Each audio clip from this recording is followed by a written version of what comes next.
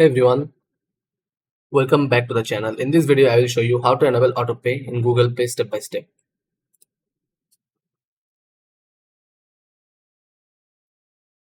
See, here you can see, first open the Google Pay app on your mobile device. Tap your profile picture in the top right corner.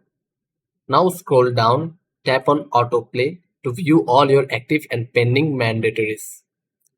To set up a new autopay, go to any merchant site or app that supports UPI autopay and choose it as your payment method. Now return to Google Pay, pay under the pending tab, tap the autopay request you received.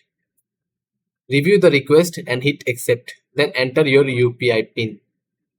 Once approved, your recurring payments will happen automatically based on the schedule set by the merchant.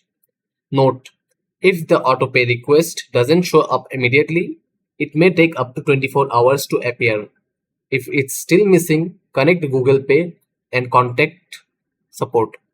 And that's it. You have successfully enabled autopay in Google Pay.